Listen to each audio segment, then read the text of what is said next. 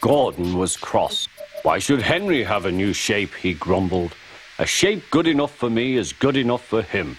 He goes gallivanting off to crew, leaving us to do his work, and comes back saying how happy he feels. It's disgraceful. And there's another thing. Henry whistles too much. No respectable engine ever whistles loudly at stations.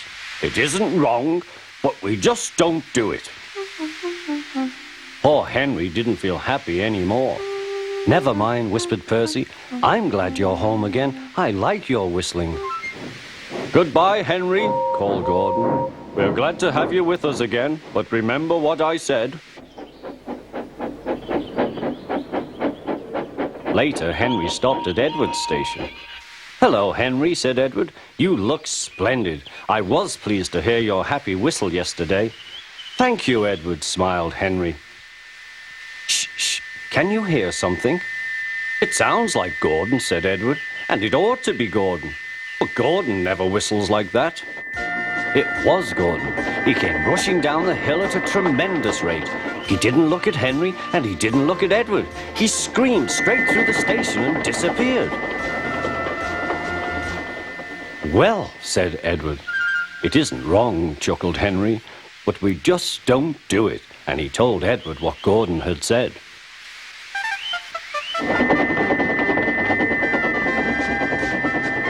Meanwhile, Gordon screeched along the line. The noise was awful.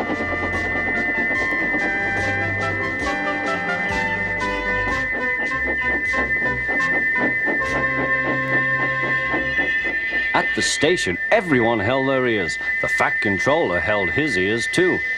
Take him away, he bellowed, and stop that noise! Gordon puffed sadly away, but he wouldn't stop whistling until two fitters climbed up and knocked his whistle valve in place. That night, Gordon slunk into the shed. He was glad it was empty. It isn't wrong, murmured Henry to no one in particular, but we just don't do it. No one mentioned whistles. Next morning, Henry was enjoying himself enormously. I feel so well, he sang. Trickety-trot, hummed his coaches. Then he saw some boys on a bridge. Peep, peep, hello, he whistled. Oh, he called. The boys didn't wave and take his number. They thought it fun to drop stones on him instead. They've broken our glass, sobbed the coaches. The passengers weren't hurt, but they were cross. Call the police. No, said the driver, leave it to Henry and me. What will you do, they asked. Can you keep a secret? Yes, yes. Well then, said the driver, Henry is going to sneeze at those boys.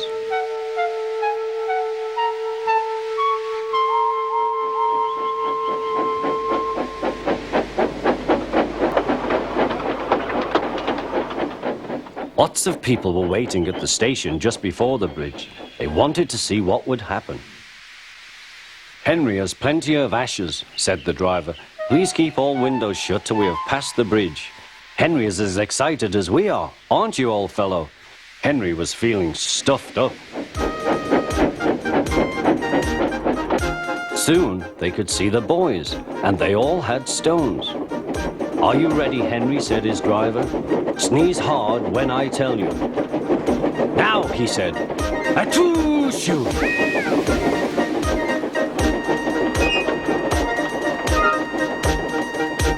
Well done, Henry, laughed his driver. Henry went home very pleased with himself. He had taught Gordon and silly boys a lesson with a whistle and a sneeze.